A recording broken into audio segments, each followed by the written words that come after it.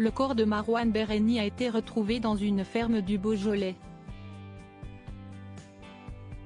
Anéanti, ses amis étaient pourtant persuadés qu'il était encore vivant. Ils avaient d'ailleurs une piste en tête pour expliquer sa disparition si soudaine. Un corps pendu découvert avec des papiers d'identité appartenant à Marouane Berreni a été retrouvé dans une maison inhabitée du Beaujolais, a-t-on appris auprès du parquet de Villefranche-sur-Saône. Une autopsie a été ordonnée. Des prélèvements ADN doivent être réalisés pour permettre l'identification du corps, a précisé la procureure Laetitia Francard. Selon Le Parisien, les proches de l'acteur qui incarnait Abdel Fedallah dans la série Plus belle la vie avaient pourtant de l'espoir de le retrouver vivant.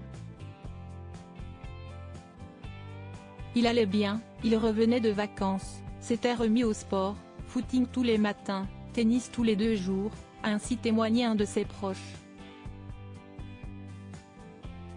Plusieurs de ses amis s'accrochaient encore à l'espoir que Marouane Berreni se terrait quelque part.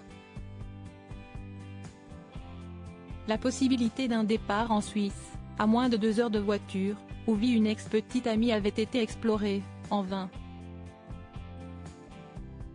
Révèle également Le Parisien. C'était sans doute trop beau pour être vrai. On n'avait tellement rien, on était démunis. Tout ça nous a donné de faux espoirs, conclut un proche du comédien qui avait été sans doute ébranlé par un accident dans lequel il serait impliqué survenu en août 2023. Le 3 août 2023 vers 23h30, une femme de 37 ans avait été percutée de plein fouet alors qu'elle traversait un passage piéton près d'une boîte de nuit, à Mâcon. Souffrant de multiples fractures, la victime avait passé 5 jours en réanimation. Le surlendemain de la collision, un 4x4 identique avait été retrouvé cabossé le long de Vignes à Fleury, Rhône, 20 km plus au sud. À l'intérieur, des papiers appartenant à l'acteur. Mais ce dernier, installé depuis 2019 dans le village de Fuissé, était introuvable, rappellent nos confrères. 2 enquêtes, l'une pour disparition inquiétante, la seconde, contre X, pour blessure involontaire et délit de fuite, avaient été ouvertes. Quel gâchis!